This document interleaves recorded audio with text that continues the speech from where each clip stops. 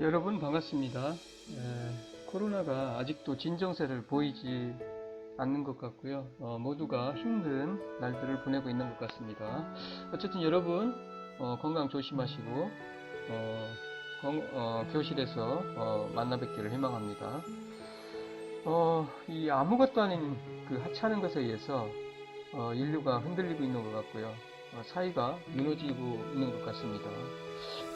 그에 비해서 한국은 그래도 나름대로 대처를 잘 하고 있는 것 같아요. 이 코로나 바이러스라 불리는 이 작은 미생물이 지구를 뒤집고 있어요. 그리고 자신의 법칙을 고집을 하고 있습니다. 이 코로나로 인해서 모든 것에 새로운 의무를 던지게 됐고요. 이미 안착된 규칙들을 다시 새롭게 재배치를 하고 있는 것 같습니다. 서방의 강국들이 시리아, 리비아, 예멘에서 얻어내지 못했던 그 휴전 혹은 전투 중지 이런 것들을 이 조그만 미생물이 해낸 것 같아요. 자, 알제리 군대가 못 막아냈던 그 리프 지역 시위에 그리고 종지부를 찍게 만들었고요. 프랑스에서는 시위대와 조합들이 얻어내지 못했던 그 유류 가격 낮추기, 그 다음에 사회 보장 강화 등등도 이 작은 미생물이 성취해낸 것 같아요. 그리고 순식간에 우리는 매연, 공기 오염이 줄었다는 것을 깨닫게 되죠. 그리고 시간이 갑자기 생겨서 뭘 할지 모르는 정도가 되어버렸어요. 부모들은 자신의 아이들에 대해서 알아가기 시작을 했고요. 아이들은 집에서 가족과 함께하는 시간에 대해서 배우기 시작을 했습니다. 일은 이제 더 이상 삶에서 우선이 아니고, 그리고 여행, 여가도 성공한 삶의 척도가 아니다라는 것을 우리가 깨닫기 시작을 한 것 같아요. 우리는 가난하거나 부자이거나 모두 한 배에 타고 있다는 것을 깨달았고요. 시장의 모든 물건들을 마음껏 살 수도 없고요. 병원은 만 원으로 들어차 있고, 그리고 더 이상 돈으로 해결되는 문제들이 아니다라는 것을 우리가 깨닫게 되었습니다. 코로나 바이러스 앞에서 우린 모두 똑같이 연약한 존재일 뿐이다라는 것을 우리가 지금 세상 깨닫고 있습니다. 어쨌든 이 코로나가 하루빨리 수속되기를 바라며 여러분 건강 조심하시고 코로나 조심하시고 건강한 모습으로 교실에서 뵙기를 희망합니다. 자, 그럼 무역 통계 및 실습 제5주차 강의를 시작하도록 하겠습니다. 지난주에는 우리가 첫 번째 자료 분석의 시점에서 첫 번째 전체의 변동, 즉 흩어진 정도죠. 자료의 그 흩어진 정도로부터 우리가 어떤 정보를 끄집어낼 때 시각화를 통해서 우리가 히스토그램이나 상자 수염도 그리고 기초 통계량을 통해서 우리가 얻고자 하는 그 정보를 끄집어내는 방법, 그 다음에 분석하는 방법에 대해서 설명을 드렸습니다. 앞에서 우리가 말씀을 드렸듯이 자료 분석이라는 것은 결국은 그 자료가 가지고 있는 정보를 수치나 그래프를 사용해서 표현하는 것이라고 말씀을 드렸습니다. 즉, 자료를 계량화하고 그리고 자료를 시각화를 통해서 우리는 그로부터 우리가 원하는 정보를 도출해 낼 수 있다라는 것을 말씀을 드렸습니다. 이어서 이 두 번째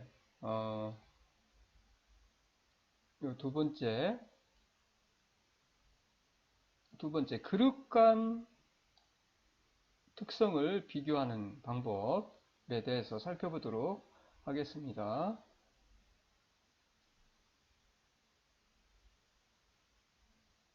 두 번째, 그룹 간 비교, PPT 33쪽이고요. 이 그룹 간 비교입니다. 그룹 간 비교. 우리가 자료를 분석을 할 때 보통 코드화를 통해서 층별로 나누어서 이 그룹별로 보통 우리가 비교를 합니다.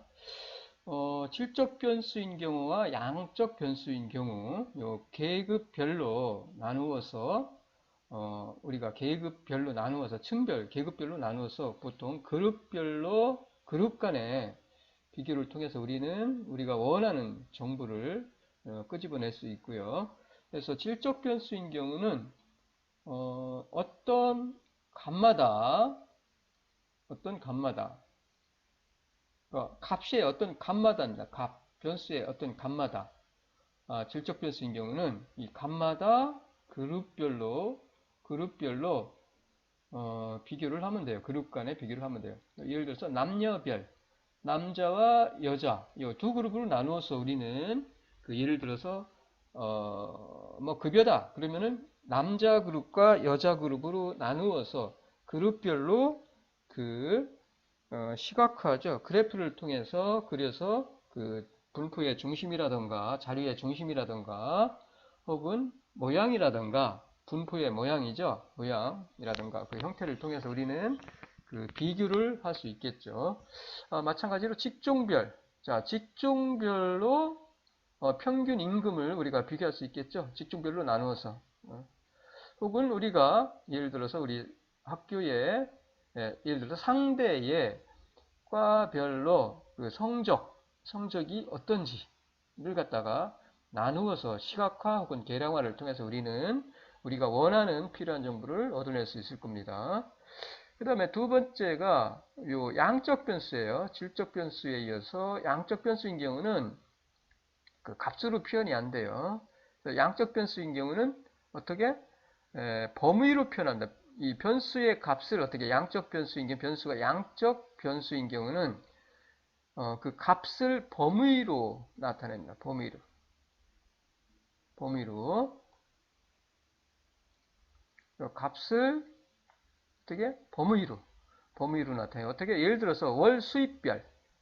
자, 월 수입별 어느 집단의 월 수입별로 나눌 수 있겠죠. 200만 원 미만인 사람이 몇 사람인지.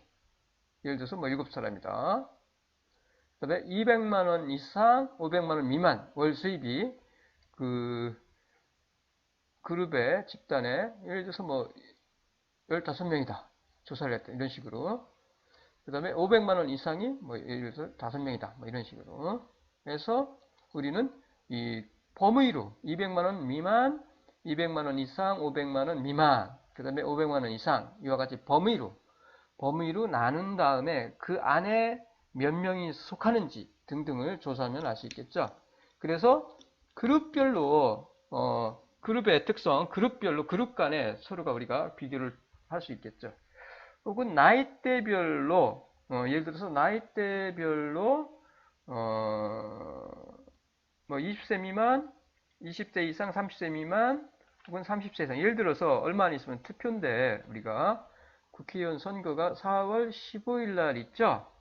그때 투표율을 조사를 알고 싶어요. 어느 정도 투표할 의향이 있는지. 그러면 20세 미만에 대해서 질문하면 되겠죠. 그리고 20세 이상, 30세 미만 질문하고요.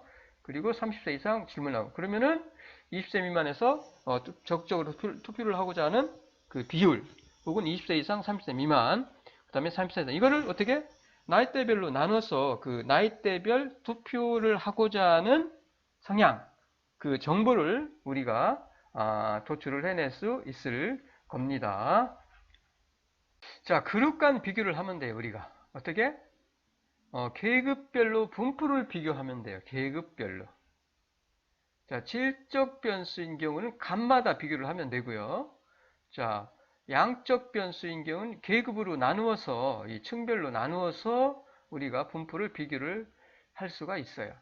자, 그룹별로, 자, 그룹 간이죠. 그룹 간의 분포를 파악하기 위해서는 어떻게? 그래프를 작성하면 돼요. 그래프를 작성하면은 모양으로부터 우리는 중심, 자료가 집중되어 있는 곳이 어디고, 그리고 흩어진 정도가 어느 정도고, 그 다음에 좌우 대칭인지 아닌지를 파악할 수 있겠죠. 그래서 그룹 간에 비교하시면 돼요. 그에 대해서. 자, 뭐가 있어요? 이와 같이 히스토그램이나 앞에서 우리가 흩어진 정도, 자리에 흩어진 정도에 대해서 정도를 통해서 우리가 자리를 분석하는 방법에서 사용했던 것 똑같아요. 히스토그램이나 혹은 상자 수염도 뭐 다른 것도 있어요 등등 대표적인 거 요 두 개고요. 해서 히스토그램이나 상자 수염들을 그려보면 되죠. 그리고 그 모양을 그룹 간에 서로가 비교하면 돼요. 그러면 자료의 중심 위치가 어딘지를 서로 비교하면 돼요. 그리고 흩어진 정도가 어느 정도인지 비교하시면 돼요. 그리고 좌우 대칭인지 아닌지, 봉우리가 하나인지 두 개인지를 우리가 서로가 비교를 하시면 됩니다. 자, 그룹 간 비교입니다. 그룹 간. 이와 같이 우리는 어떻게? 이 경우는 질적 변수죠. 남자와 여자. 남자 그룹과 여자 그룹의 그 인구 분포를 나타내는 그래프입니다. 자, 남자와 여자. 20세에서 25세까지. 그 다음에 25세에서 30 이렇게 해서 간격이 5고요. 계급 간격이 구간이 길이가 5고 해서 20부터 시작해서 여기 65세까지입니다.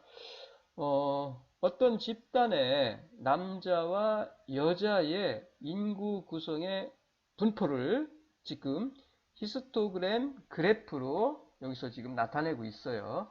이거 앞에서도 우리가 흩어진 정도, 자리 흩어진 정도를 분석할 때 설명드렸던 그래프가 똑같은 거예요. 단지 여기서 그룹 간 비교를 우리가 한다는 거예요. 자리의 분석 시점에서 두 번째 그룹 간의 비교를 합니다. 일반적으로. 그래서 이와 같이 그룹 간 비교입니다. 그룹 간 비교. 어떻게 비교해? 앞에서 말씀드렸듯이 일단은 뭐 흩어진 정도는 20부터 65니까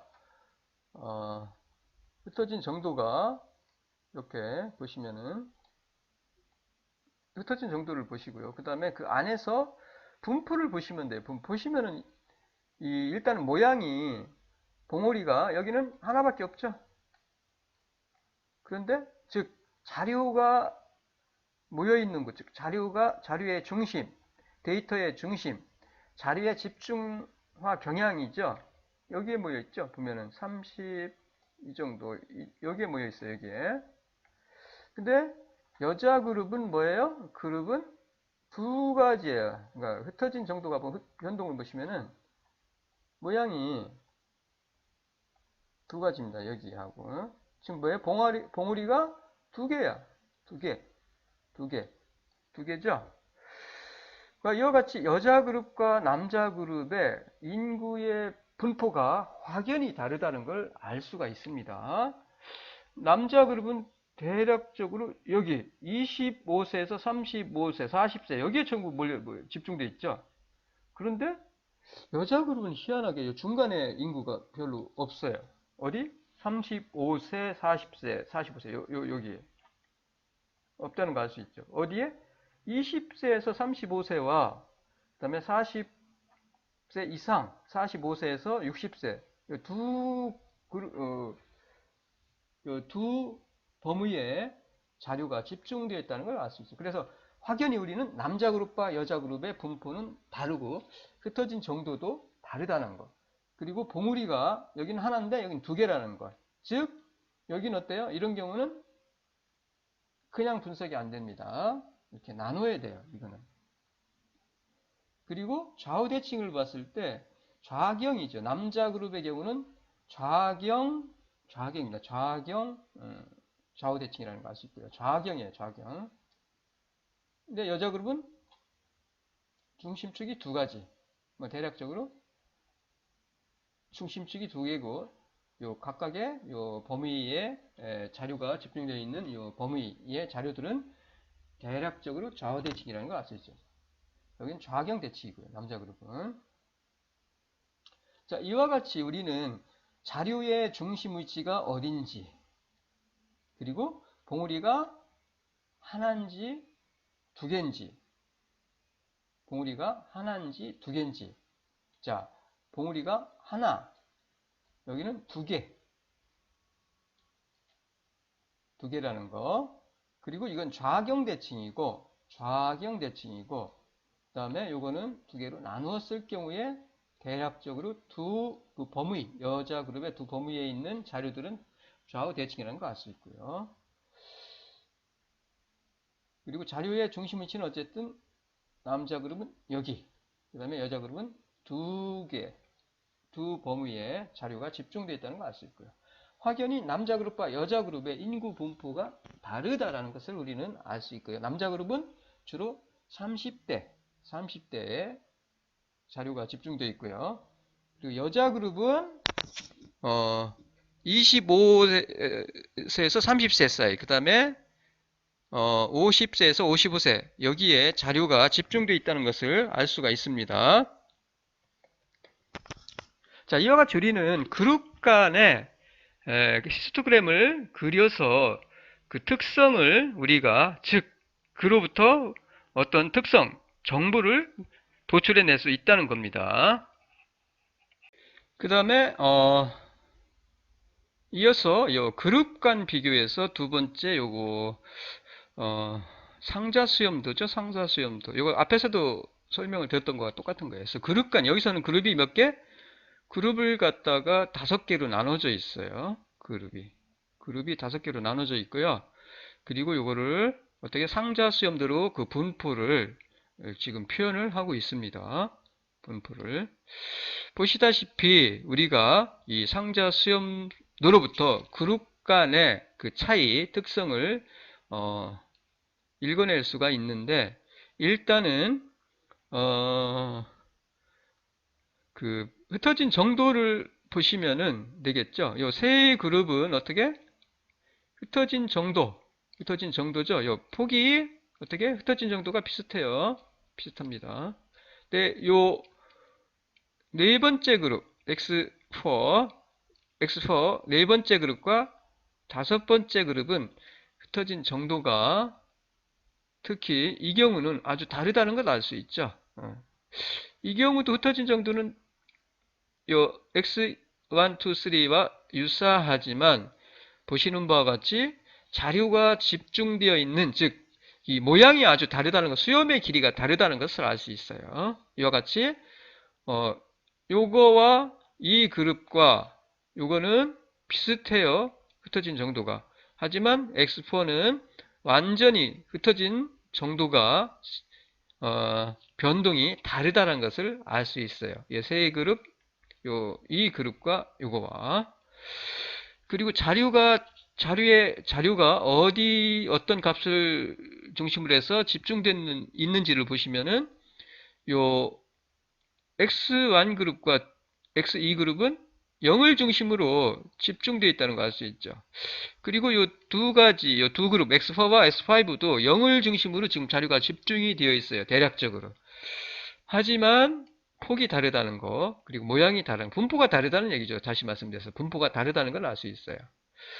그리고 요 세 그룹 X1, 2, 3, 요 세 그룹은 흩어진 정도도 같고, 그 다음에 단지 요 X3은 자료가 어디를 중심으로 요 2라는 지수, 2라는 값을 중심으로 해서 자료가 집중되어 있고, 그 다음에 X1과 X2는 0을 중심으로 자료가 집중되어 있다는 것을 알 수 있죠. 자리의 중심이 0을 중심으로 되어 있고요. 요거는 2를 중심으로 되어 있고요. 요거는 그 다음에 좌우 대칭을 한번 봅시다. 좌우 대칭. X1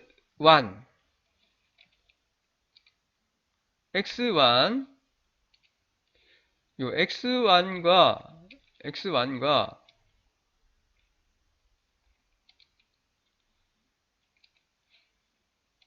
요거는 좌우 대칭이죠. 좌우 대칭. 그리고 요것도 좌우 대칭이에요. 좌우 대칭입니다. 좌우 대칭. 즉 좌우 대칭은 뭐라고요? 정규 분포를 딴다라고 할 수 있어요. 그래서 정규 분포이기 때문에 정규 분포를 통해서 우리가 분석을 할 수 있고요. 이것도 마찬가지로 흩어진 폭은 아주 크지만 이것도 어쨌든 좌우 대칭입니다. 좌우 대칭. 이것만 좌우 대칭이 아니죠. 좌우 대칭이 아니에요. 자, 그러면 우리는 앞에서 말씀드렸듯이 요 수염의 길이가 아주 짧은 경우는 유의를 해야 됩니다. 이런 경우는. 이 경우는. 그래서 이와 같이 우리는 어떻게? X1, 2, 3, 4, 5 그룹에 대해서 상자 수염도 이 모양을 통해서 우리는 분포를 파악을 할 수 있고요. 그 다음에 서로가 분포가 다르다는 것, 그 다음에 분포가 유사하다는 것, 그 다음에 자료의 중심 경향, 자료가 집중되어 있는 것이 어딘지를 갖다가 서로가 비교를 할 수 있고요. 이를 통해서 우리는 X1그룹과 2그룹은 유사한 분포를 띠면서 약간 다르지만 어쨌든 유사한 분포를 띠면서 0을 중심으로 자료가 집중되어 있고 좌우 대칭이다라는 거. 봉우리는 하나다라는 거. 그리고 X3은 마찬가지로 좌우 대칭이고요. 마찬가지로 좌우 대칭이고 좌우 대칭이면서 2를 중심으로 자료가 집중되어 있다는 걸 알 수 있고요. 서로가 비교를 가능하겠죠. 그 다음에 X4도 좌우 대칭이지만 흩어진 폭이, 즉 흩어진 정도, 변동이 아주 심하다는 것을 알 수 있어요. 그리고 X5는 자료가 0을 중심으로 집중되어 있고 그 다음에 위에 수렴의 길이가 크고 밑에가 아주 짧기 때문에 이런 경우는 좀 유의를 해야 된다는 것. 이 정도 하면 될 것 같아요. 그래서 이와 같이 우리는 자료를 분석을 할 때 그 시각, 시점은 첫 번째가 변동이라고 그랬어요. 변동. 이 변동을 통해서 그 흩어진 정도를 가지고 우리가 어떤 그 자료에 대해서 보면 되고요. 그 다음에 두 번째 지금 방금 전에 설명드린 이 그룹 간 비교입니다. 그룹 간 비교. 자, 분포를 우리가 어떻게 알아요? 히스토그램이나 상자 수염도죠. 요 히스토그램이나 상자 수염도를 어떻게 그려서 그 분포를 보시면 된다고 그랬어요. 분포. 그 다음에 좌우 대칭인지 아닌지를 보시면 된다고 그랬고요. 그 다음에 봉우리가 몇 개인지, 봉우리가 하나인지, 봉우리가 두 개인지를 보시면 되고요. 해서 우리는 서로가 비교를 하시면 돼요. 상자 수염도도 마찬가지죠. 이 모양을 통해서 흩어진 정도 알 수 있고요. 그 다음에 수염의 길이, 그리고 자료가 어디에 집중되어 있는지, 자료가 어디에 집중되어 있는지 보시면 된다고 그랬어요. 자료가. 이와 같이 어떻게 그룹 간 비교를 할 때는 히스토그램으로 혹은 상자 수염도를 그려서 표현을 통해서 우리는 분포를 어떻게 파악을 할 수가 있다. 즉 자료를 분석할 수 있다. 히스토그램과 상자 수염도를 그려서 그로부터 우리는 어떻게 그 그룹 간의 특성, 그룹이 가지고 있는 정보를 우리가 읽어낼 수 있다, 파악할 수 있다라는 것을 지금까지 설명을 드렸고요. 그리고 이어서 세 번째, 요 변수 간의 관계입니다. 자료 분석의 시점에서 첫 번째, 전체의 변동을 통해서 분석을 하고, 두 번째, 그룹 간 비교를 하고, 세 번째, 변수 간의 관계를 보는 거예요. 서로 간의 변수 사이에 관계가 있는지 없는지에 대해서 우리가 요 관계를 보면 돼요. 이 방법에 대해서는 이어서 계속 세 번째 보도록 하겠습니다. 해서 세 번째, 변수 간의 관계를 통해서 우리는 그 변수 사이에 관계가 있는지 혹은 없는지를 파악을 하는 겁니다. 자, 보시는 바와 같이 이거예요. 복수 변수의 관계를 탐색하는 것이 뭐예요? 변수 간의 관계를 보는 겁니다. 관계입니다. 관계를 탐색이죠, 탐색. 복수 변수 간의 관계죠. 서로 간의 그 관계가 있는지 없는지, 서로 영향을 주는지 받는지, 그 관계를 탐색하는 겁니다. 세 번째가. 자, 이 변수 간의 관계는 무엇을 가지고, 어떤 걸 가지고 파악을 해요? 첫 번째, 두 변수예요.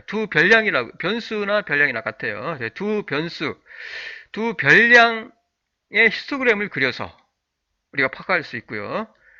그 다음에 두 번째는 산푸드예요. 산푸드. 이게 산점도라고도 해요. 점으로 그리기 때문에 분포에서 이거 흩어진 정도, 점이 흩어질 산에다, 포죠. 흩어질 포 해서 산푸드인데, 그냥 점으로 그리기 때문에 점이 흩어진. 그래서 산점도라고도 합니다. 산점도. 똑같은 얘기예요. 산점도. 이렇게. 그 다음에 요 산포도 혹은 산점도 행렬을 통해서 우리가 여러 그룹의 두 변수 사이의 그 관계를 파악을 할 수가 있습니다. 대표적인 건 이 히스토그램 산포도예요. 우리 변수 간의 관계를 볼 때는 그려보면 알아요. 그 관계, 시각적으로 우리가 바로 알 수 있어요. 서로가 관계가 있는지 없는지를. 자, 볼까요? 두 별량 히스토그램을 한번 그려볼게요. 자, 두 별량, 두 변수 사이의 두 변수 간의 히스토그램이에요. 자, 보실까요? 이거는 그룹은 두 그룹입니다. 그룹은 몇 개? 두 그룹. 두 별량 히스토그램인데 그룹은 두 그룹. A팀과 K리그, 야구 K리그의 A팀과 B팀 두 그룹 사이에 서로 비교를 하고 있는 겁니다. 자, 두 그룹에서 보세요. 두 그룹이 있는데 A팀, B팀에서 그들의 팀에서 세로는 뭐예요? 안타입니다. 안타를 나타내요. 예, 위로 갈수록 안타가 많은 거예요. 그 다음에 가로는 도루입니다. 도루. 자, 우측으로 갈수록 도루가 많은 거죠. 무슨 얘기예요? 안타와 도루 사이에 서로가 관계가 있는지 없는지. 즉, 쉽게 말하면 안타를 이거는 무슨 얘기냐? 안타를 많이 치면 칠수록 우리는 도루할 기회가 많겠죠. 주루를 해야 어떻게? 도루도 할 수 있는 거니까. 주루 하려면은 어떻게? 일루로 가려면은 안타를 쳐야 일루까지 주루할 수 있잖아요. 그러니까 안타를 많이 치면은 도루도 많이 할 것이다 라는 것을 우리가 이 두 팀을 통해서 파악을 하고 싶은 겁니다. 그리고 이 두 팀의 그 특성을 파악을 하고 싶은 거예요. 자, A팀의 경우 안타를 많이 치면 도루를 많이 하는지, 그렇죠? 자, A팀의 경우 자, 안타를 많이 치면은 도루를 많이 하는지. 그리고 B팀의 경우도 마찬가지로 안타를 많이 치면은, 자, 안타를 많이 쳐요. 안타를 많이 치면은 그게 도루를 많이 하는지. 이에 대해서, 알고 싶은 거죠. 자, 이와 같이 우리는 A팀과 B팀에서 안타와 도로 사이의 그 관계를 파악을 할 수가 있습니다. 그리고 이로부터 우리는 A팀의 특성과 B팀의 특성, 그 정보를 알아낼 수 있다는 얘기예요. 자, 먼저 A팀의 경우를 한번 보실까요? A팀의 경우는 이 경우는 보시면은 안타를 아주 잘 치는 경우죠. 안타 보면은 그런데 도루는 그렇게 많지가 않죠. 도루는 요 정도니까. 그런데 A팀 중에서 이 선수들, 요 그룹은 어떻게? A팀 중에서도 요 그룹은 어떻게? 요 선수들은 안타도 잘 쳐요. 안타도 6개 치고 6개 쳐요. 주당 예를 들어서. 그리고 도루도 많아요. 도루도 잘하다는 뜻이죠. 여기까지니까. 자, 안타도 잘 치고 도루도 잘하는 선수가 요 A팀에 있다는 얘기죠. 이렇게. 그런데 보시면은 B팀은 안타는 여기까지니까 보세요. 여기까지니까 어떻게? 안타를 잔치 이 그룹이죠. 요 B팀에서 요 선수들은 뭐예요? 안타를 도루를 진짜 잘해. 그죠? 여기까지니까 막 도루 9개씩이니까. 뭐예요? 그런데 안타는 잘 못 쳐. 이 얘기는 뭐예요? 요 선수들은 요 A, B 팀 중에서 요 그룹에 있는 선수들은 뭐예요? 안타는 잘 못 쳐. 그런데 한번 출루를 했다. 그러면은 어떻게? 도루를 잘한다는 얘기죠. 뭐예요? 발이 빠른 선수들이란 얘기죠. 안타는 잘 못 치지만 한번 나갔다면은 어떻게? 도루는 잘하는 선수들이 있다는 얘기예요. 요 B팀은. 그런 얘기죠. 그리고 이 경우죠. 이 경우는 안타를 잘 쳐요. 안타를 잘 치지만은 도루는 그렇게 썩 많지 않아요. 한 평균 정도. 안타는 잘 쳐요. 어느 정도. 하지만 도루는 뭐 평균 정도 한다는 거 알 수 있죠. 확연히 이 두 그룹의 모양이 다르다는 것 보세요. 모양이 다르죠? 달라요. 이렇게 모양이. 요 A팀과 B팀의 특성이 이 모양으로부터 우리가 이 그래프의 히스토그램의 그래프로부터 모양이 다른 것으로부터 뭐예요? 어떻게? 서로 A팀과 B팀의 특성이 다르다는 얘기죠. 그러니까 A팀은 대부분이 안타 잘 쳐. 보세요. 안타 잘 치잖아요. 평균 6개 치니까. 평균적으로 6개 치니까. 그리고 그 중에서 뭐예요? 그 중에서 안타도 잘 치고 도루도 잘하는 선수가 있다는 얘기 A팀이. 그리고 B팀은 안타를 잘 치는 선수가 일부 있어요. 요 일부. A팀에 비해서는 안타를 대부분 잘 못 쳐요. 자, 이 부분보다 낮잖아요. 낮아요. 그리고 발 빠른 선수가 있다는 거. 안타는 못 치지만 도루로 잘하는 선수가 있다는 거. 이 A팀과 B팀을 전력을 비교했을 때 어느 팀이 훨씬 우수해? 안타도 잘 치고 보세요. 안타도 잘 치고 도루도 잘하는 선수 있고요. 그리고 일반적으로 A팀은 전체적으로 안타를 아주 잘 쳐. 타율이 높다는 얘기죠. 우수해. 근데 B팀은 A팀에 비해서 상대적으로 안타가 어떻게? 잘 못 쳐. 타율이 낮다는 얘기죠. 그리고 A팀은 안타도 잘 뛰고 도루도 잘하는 선수가 있고요. B팀은 도루는 잘하지만 안타를 잘 못 쳐. 전력으로 봤을 때 어느 팀이 우수해? A팀이 훨씬 우수하다는 것을 우리가 요 그래프를 통해서 히스토그램을 그려서 알 수 있죠. 그리고 두 별량 사이에 안타와 도루 사이의 관계를 알 수 있죠. 대체적으로 어쨌든 안타를 잘 쳐야 A팀 같은 경우 안타를 잘 쳐야 도루도 많이 한다는 걸 알 수 있어요. 근데 B를 가지고는 그 관계를 정확하게 우리가 읽어낼 수가 없어요. 도루 많이 하지만 안타 많이 못 치니까. 근데 여기까지 보면은 그 관계가 어느 정도 인정이 되는데 요 위에 보시면 여기서는 그렇다는 얘기죠. 그래서 어쨌든 안타와 도루 사이에는 어떤 관계가 있다라는 것을 어렴풋이 남아 요 그래프를 통해서 우리가 파악할 수 있다는 얘기입니다. 자, 삼포도를 통해서도 우리는 볼 수 있어요. 이것 홈런과 삼진 사이의 관계예요. 어떤 선수에 따라서 홈런을 치려고 의식을 하다 보면은 너무 휘두르다 보니까 어떻게 해요? 삼진을 당하는 경우가 많죠. 그래서 실제로 그렇습니다. 평균적으로 내보면은 삼진 많은 선수가 홈런을 많이 쳐요. 대부분.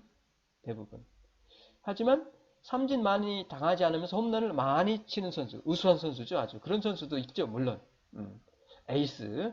하지만 일반적으로는 이 홈런 사이, 각각의 선수들의 삼진과 홈런 사이의 그 관계를 나타내는 겁니다. 그래서 홈런과 삼진 사이의 관계.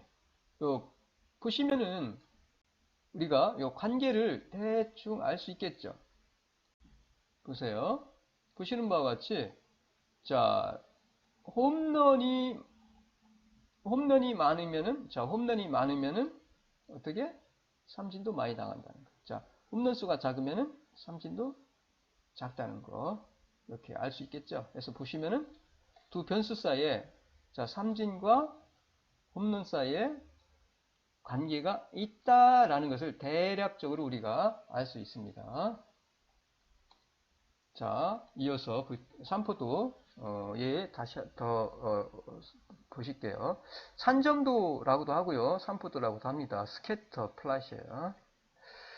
자, 보시면은 첫 번째 다시 한번 설명드립니다. 두 변수에 흩어진 정도의 형상을 동시에 보기 위한 그래프가 바로 산점도 3포도예요. 그래서 관측 대상 각각의 위치와 그 두 변수 간의 관계의 그 정도를 우리가 산점도, 산포도를 통해서 볼 수가 있어요. 이 선수의 아까 말씀드렸던 홈런 수와 요거는 홈런 수와 이 삼진 수를 나타내는 거죠. 이 선수의 이렇게 관계가 대충 앞에 설명드렸듯이 있다는 걸 알 수 있고요. 그다음에 요 옆에 요 그래프는 환율과 이게 환율이에요. 1달러 얼마? 500원, 700원, 900원 실효 환율입니다. 를 나타내는 겁니다. 환율과 그다음에 수출 수량 사이 지수입니다. 이건 지수 수량의 관계를 갖다가 보고 있는 거예요. 자, 지금 뭐예요? 환율과 수출 수량 사이에 어떤 관계가 있는지 없는지를 알고 싶은 거죠. 이 그래프는. 일반적으로 환율이 올라가면은 우리가 수출하는 상품의 가격이 상대적으로 외국인 입장에서 봤을 때 내려가는 거니까 가격이 내려가면 당연히 외국에서는 가격이 우리나라가 수출하는 상품의 가격이 싸지니까 수입을 많이 하겠죠. 즉 수출이 늘어나겠죠. 환율이 올라가면 수출이 어떻게 증가한다라는 것을 실제로 이 그래프를 통해서 보고 싶은 거예요. 산점들을 통해서, 산포들을 통해서. 보시면은 환율이 900원일 때 이 정도 수출이 됐어요. 그런데 1300일 때는 어디로? 이렇게 올라갔죠. 이와 같이. 이렇게. 뭐예요? 환율이 올라가면 어떻게? 수출도 증가한다.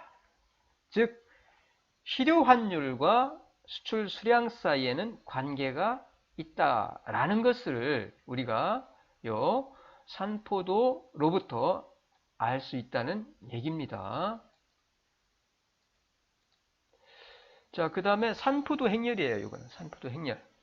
자, 보시는 바와 같이 이거는 그러니까 여러 가지 그 안타와 타점, 그 다음에 타점과 삼진, 그다음에 삼진과 도로 사이의 그런 관계를 그러니까 행렬을 복수로 나타낸 겁니다. 그래서 산포도 행렬이라고 그래요.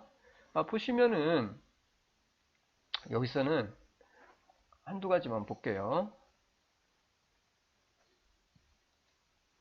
자, 보시다시피 안타와 타점 사이의 관계. 안타를 잘 쳐야 타점을 많이 따겠죠. 그 안타와 타점 사이 이것도 보시면 좀 관계가 있어요. 이렇게 보시면은 관계가 있죠. 그리고 타점과 삼진 사이 관계입니다. 타점과 이거는 이것도 어느 정도 이게 타점이고 이게 삼진이니까 관계가 있다는 거 알 수 있겠죠. 삼진과 타점 사이에. 그다음에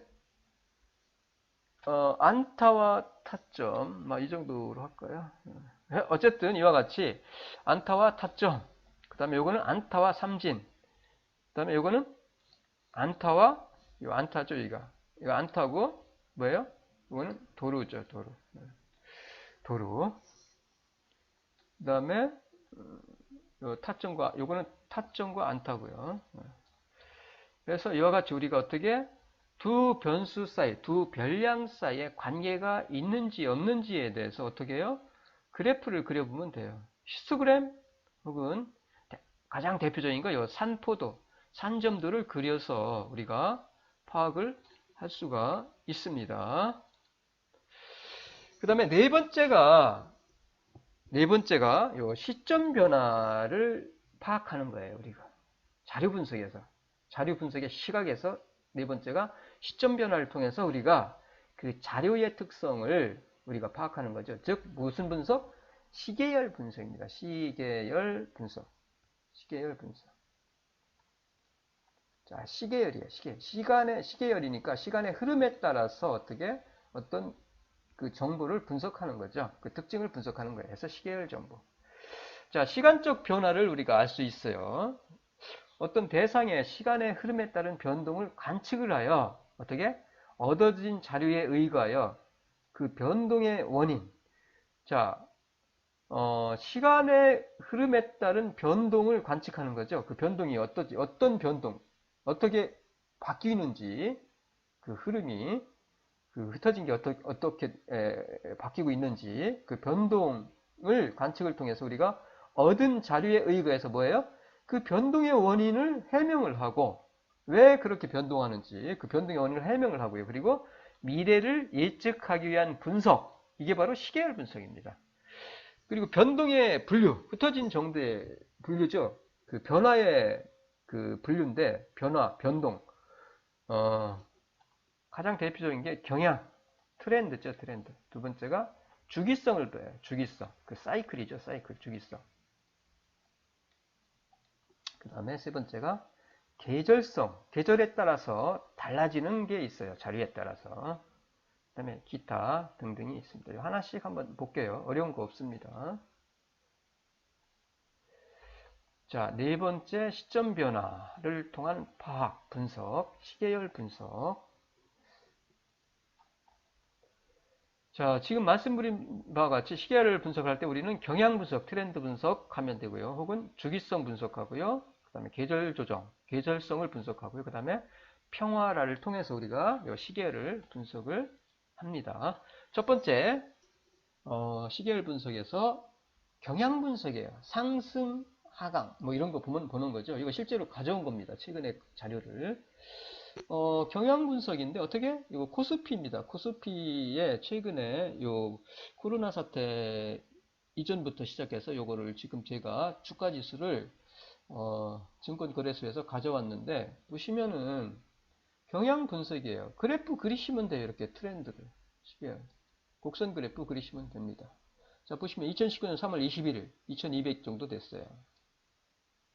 요게 유지가 되다가 조금씩 떨어졌어요. 2019년까지. 경기가 계속 사실은 2008년에 세계 금융위기, 미국에서 시작된 서브프라임 모기지 사태로 인해서 경기가 뚝 떨어졌다 회복했다가 그 이후에 지속적으로 사실은 세계 경제가 위축이 되면서 이와 같이 주가가 하락되어 왔습니다. 최근에까지 계속. 그리면서 약간 회복을 사실 작년 8월부터 회복해 왔습니다. 주가 지수가 회복되다가 뭐예요? 아시다시피 코로나죠. 코로나 사태로 인해서 뚝 떨어집니다. 이와 같이. 지금 뚝 떨어졌죠. 정부가 돈도 풀고 하는데 사실은 지금 아주 어려운 상황에 처해 있습니다. 이와 같이 어떻게? 경향이죠. 하강 국면이죠. 그러니까 여기 2019년 3월 21일부터 이제 2019년 여기부터 여기까지 2019년 8월 13일까지는 하강 국면이었어요. 하강 국면. 그러다가 상승 국면으로 돌아섰어요. 그 이후에 2019년 8월 13일 이후에. 그러다가 어떻게 됐어요? 코로나 사태로 인해서 뚝 떨어지죠. 즉 급격한 하강 국면을 우리가 지금 막고 있는 거예요. 막고 있는 겁니다. 이와 같이 어떻게? 경향을 분석하면 돼요. 트렌드, 그 흐름. 이로부터 우리는 앞으로 왜 그런지, 그 원인이 어디에 있는지, 그리고 앞으로 이 경향이, 트렌드가 어떻게 움직일 건지를 예측할 수 있다는 얘기죠. 이 정도 하면 될 것 같아요. 트렌드 분석은. 뭐 어려운 거 없습니다. 이렇게 그래프 그려보시면 돼요. 우리가 알 수 있잖아요. 대략. 현재가 상승 국면인지 하강 국면인지 알 수 있잖아요. 현재는 어때요? 코로나 사태 하강 국면. 하강하는데 여러분 어떻게 해요? 주식 어떻게 할 거예요? 이렇게 우리가 그래프를 그려서 트렌드 분석을 통해서 우리가 의사결정을 할 수 있다는 얘기예요. 필요한 정보를 얻어낼 수 있다는 얘기죠. 자, 이어서 두 번째가 뭐였죠? 두 번째가 주기성 분석이에요. 즉 순환 사이클 분석입니다. 사이클. 경기 순환 분석이라고 이거는 우리가 경제학에서 일반적으로 배우는 건데 첫 번째가 콘트라 TF, 이거는 장기 순환입니다. 장기 순환, 장기 경기 순환이에요. 이거는 45년에서 65년 정도, 그러니까 45년에서 65년, 요 정도 기간을 두고서 이게 사이클이 떨어졌다 올라왔다 내려왔다, 이게 사이클이죠. 주기성이죠. 주기. 45년에서 65년 요 간격을 두고 어떻게? 경기가 장기 경기입니다. 장기 경기가 움직인다는 얘기예요. 그 다음에 두 번째는 요 쿠즈네츠인데 이건 설비 투자. 설비 투자. 그 다음에 주글러드 설비 투자인데 설비 투자는 10년 혹은 20년 간격으로 이게 점점 짧아지고 있어요. 기술이 발전하면서 그 다음에 빠르게 기술이 발전하고 그리고 이 혁신이 빠르게 이루어지면서 점점 요 사이클 주기는 짧아지고 있습니다. 사실은 업종에 따라서 업태에 따라서 요 20년 정도 걸리는 것들이 있고요. 설비 투자가. 그 다음에 최근에 사실 요것보다 더 빠른 것도 있어요. 사실은 반도체라든가 이런 것들은 사실은 10년 주기가 아닙니다. 이건 일반적인 산업을 말하는 거고요. 제조업 일반적인.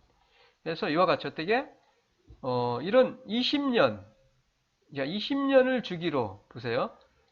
20년을 주기로 이렇게 20년을 주기로 움직이는 거예요. 사이클이죠. 떨어졌다 올라왔다 떨어졌다 올라왔다 이 사이클이 움직인다는 얘기예요. 사이클 파동이. 죽을려는 10년 사이죠. 10년 이렇게 간격으로.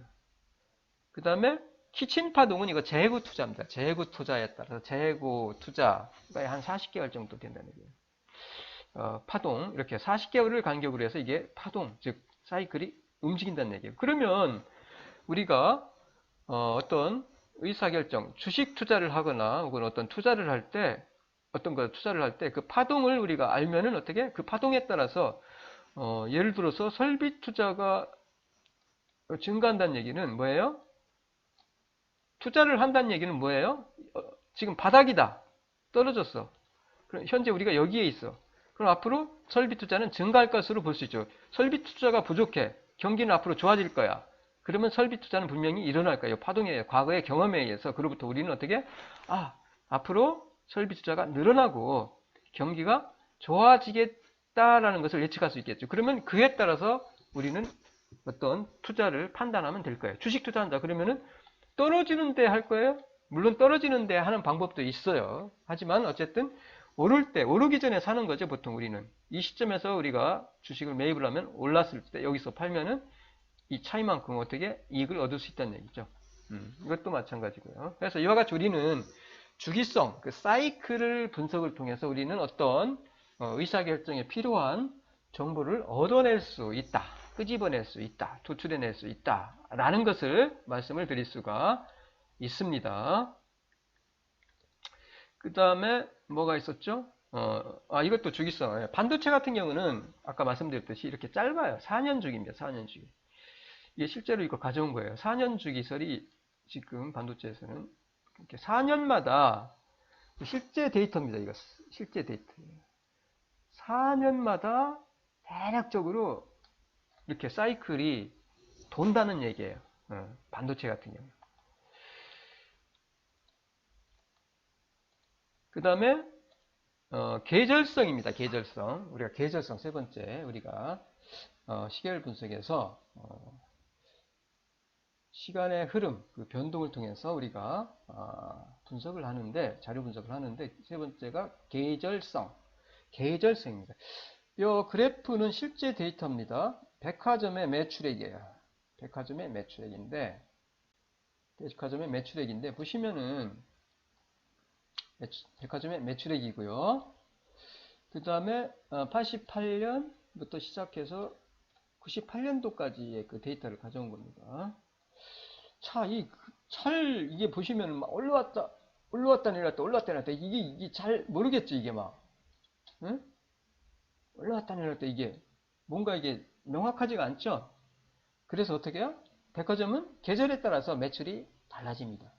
그래서 그 변동을 보기 위해서는 어떻게 해요?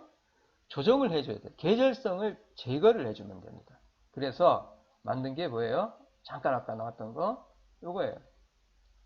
요거 계절 조정을 한 다음에 데이터입니다. 그러면 우리가 시간의 흐름에 따라서 이 자료가 즉 매출액이 어떻게 변동하고 있는지 그 흐름을 우리가 파악할 수 있겠죠. 자 보세요. 쭉 올라가다가 여기서 잠깐 변동이 있었지만은 상승 경향이죠. 그러다가 뚝 떨어져요. 계속 하강 국면이죠. 그러다가 어떻게?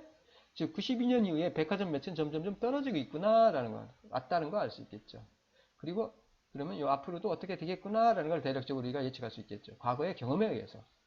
그리고 이 97년은 아마 여러분 아실 건데 IMF 위기 때죠. 이때 그 IMF 위기 전까지 막 엄청 이게 매출이 좋았어요. 그러다가 IMF가 터지면서 어떻게 뚝 떨어진 거죠. 이와 같이. 그러니까 예외적인 것은 빼시면 됩니다. 예외적인 것은 제거를 하고, 그러니까 전체적인 흐름을 통해서 우리가 그 필요로 하는 정보를 얻어내면 돼요. 얻어내면 됩니다. 그 다음에 마지막으로 평화라가 있어요. 평화라. 이 평화라는 사실은 계절 주동도 평화라라고 볼 수 있는 건데 평화랍니다. 변동이 아주 불규칙해요. 이 불규칙한 변동을 제거하는 방법이 바로 평활화, 아주 평탄하게 이렇게 만들어 주는 거예요. 그 가장 대표적인 게 이동평균법이 있어요. 평활화를 하는 방법 중에서 가장 대표적인 게 이동평균법. 그 시점 사이에 그 변수 별량이 있을 거네요. 여기서 보시면 t기, 그 다음에 t-1기, 이것보다 이전 거죠. 그 다음에 t-n 플러스 1기, 뭐 이런 식으로 해서 그 기간 사이에 그 몇 개의 기간, 뭐 1기부터 뭐 예를 들어서 3기까지, 4기까지 그 기간 사이에 값을 갖다가 평균을 내주는 겁니다. 이동하면서 하나씩, 시점 하나씩 이동하면서. 이게 바로 이동평균법이에요. 자, 볼까요?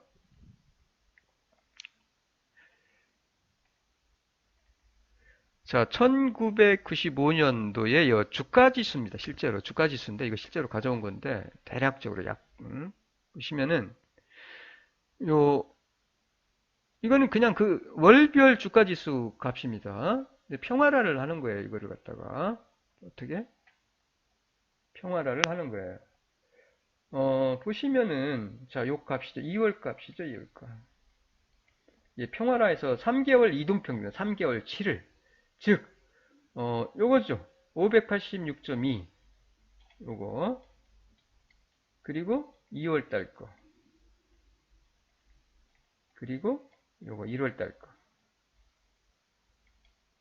해서 3개니까 3 나눠서 평균 낸 거죠. 3개월. 그 다음에 이동하면서 똑같이 마찬가지입니다. 이와 같이 이동하면서 여기는 요거는 요 값이죠.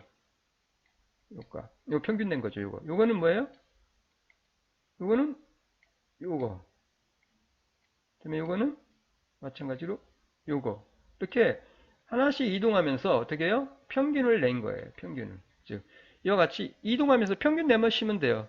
처음에 요거, 그 다음에 요거, 이와 같이 이동하면서 평균을 내준 거예요. 이동평균이에요. 그래서 이동평균. 평활화죠, 평활화. 처음에 요거, 네, 두 번째 요거는 요거, 그 다음에 요거는 세 번째는 여기서부터죠. 이렇게 여기까지. 그래서 이와 같이 이동하면서 3개월치 평균을 내준 거죠. 이 경우는 3개월 이동평균. 뭐, 주로 하는 경우 뭐, 몇 주 이동평균, 뭐, 4개월 이동평균, 5개월 이동평균, 뭐, 5주 이동평균, 이런 거 많이 합니다. 주가지수에서. 주로, 혹은 월로, 뭐, 시간별로도 할 수 있고요. 그래서 이와 같이 이동평균을 통해서 우리가 평활화를 통해서 그, 불규칙한데, 이게 아주 불규칙한데, 요거를 갖다가 규칙화, 즉, 우리가 이 이동평균을 통해서 불규칙성을 규칙성, 우리가 파악할 수 있는 정보로 변환을 해주는 거죠. 이게 바로 평활화입니다.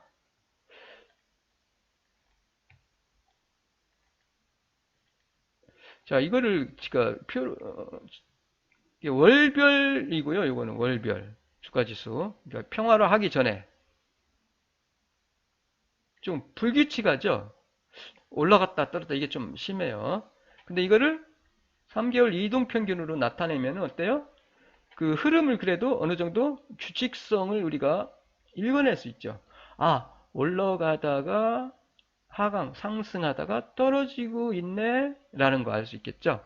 자, 그럼 앞으로 이게 떨어질지 오를지 과거의 데이터로부터 우리가 의사결정을 할 수 있겠죠.